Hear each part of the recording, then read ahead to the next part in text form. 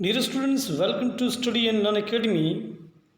I am Dr. Ganpat Nagda, PhD in Environmental Science, and today we will start a new topic, that is New Education Policy 2020. New Education Policy 2020 hits and misses. The National Education Policy was approved by the Union Cabinet of India on July 28, 2020. After a gap of 34 years, the Indian government consolidated feedback from 2.5 lakh village level stakeholders to two national parliamentary levels committee over more than 50 months of consultations and workshops. However, the extent to which the policy has incorporated recommendations remains unknown. In the midst of multiple op-eds and commentaries about the national education policy, this article attempts to analyze the policy from the lens of practitioners. In particular, we examine 9 key chapters of the school education section from our experience over the last 5 years of having seen the policy life cycle through formulation, implementation, and lack of evaluation. First, early childhood care and education (ECCE) hits extend the right to education eligibility window from 6 to 14 years and to 3 to 18 years. With a goal of having 100% of children school ready by 2030, the policy pushes for universalization of ECCE. Investment in infrastructure such as the play equipment and child friendly buildings, as well as continuous professional development of ECCE teachers and Anganwadi workers through a 6-month certification program, including some online components. Mrs. Maintaining the status quo of having curriculum under one ministry and implementation with 3 different ministries. Till date, this strategy has led to poor integration of ECCE with elementary education. The National Education Policy's recommendations of a joint task force does not seem like an adequate measure to address this well-known gap. Lack of clarity around whether every Anganwadi or pre-primary learning center will be equipped with a high-quality teacher and worker.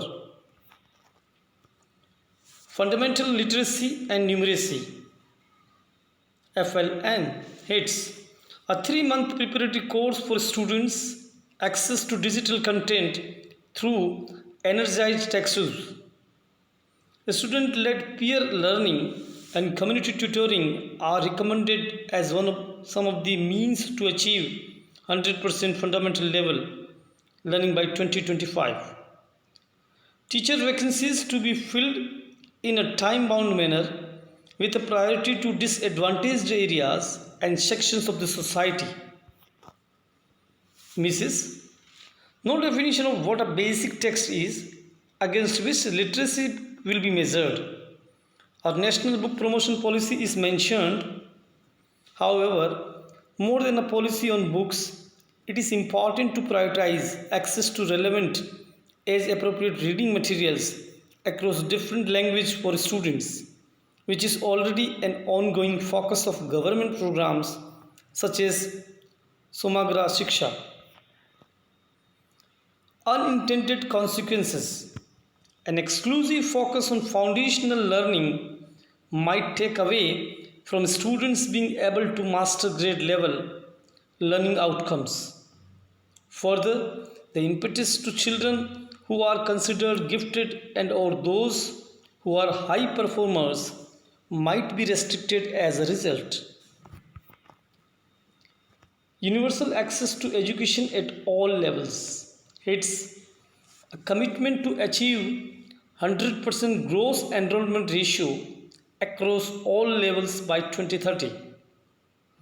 Investment in resources such as infrastructure and teachers for students till grade 12th, as well as ensuring social workers and counselors are made available to students so they can address factors contributing to dropout ratio.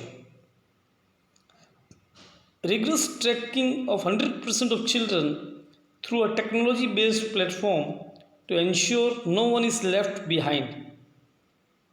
Encouraging different public-private partnership school models to curtail the number of dropout and other things. Mrs. No clarity on the ratio of social workers or counselors to children and at what level they will be appointed, for instance, school or cluster level, or whether they will be sourced from existing personnel of other ministries.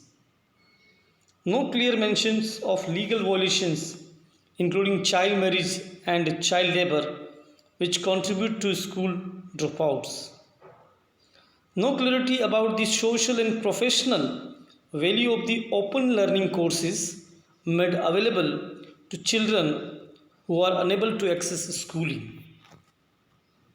Curriculum and pedagogy in schools hits. The policy encourages local languages to be the medium of instruction at least up to the grade 5.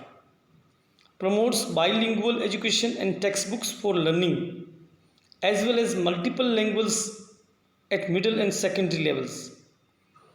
The suggested 5 plus 3 plus 3 plus 4 class system focuses on defining learning levels at each critical juncture, taking a multidisciplinary approach and reducing content by targeting core learning competencies.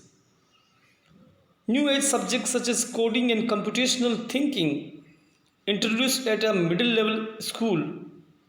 Students can now choose subject courses in secondary school, primarily in arts, physical and vocational education. Mrs.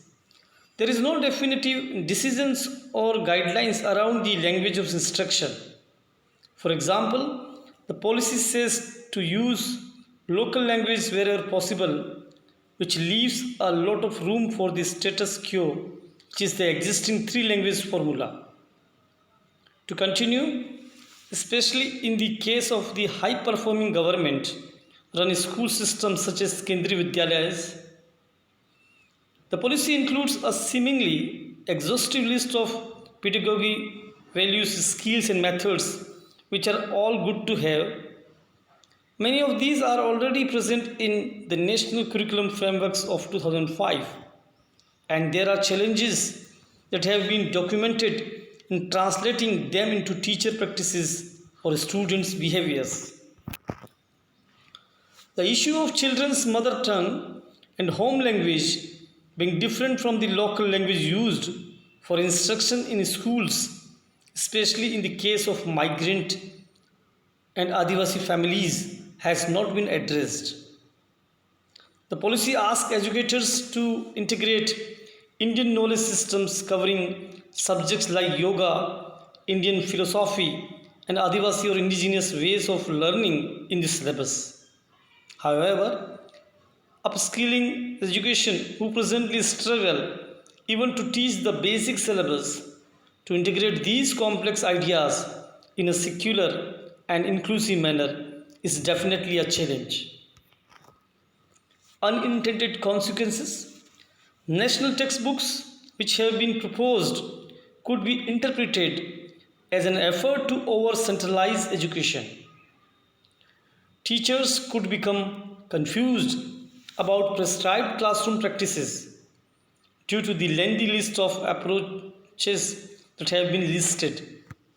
This could also lead to a lack of focus as well as limited success in any single approach. Testings and assessments. Hits. Focus on measurable learning outcomes at all levels of the newly proposed schooling system, with testing at 3rd, 5th, and 8th grade levels.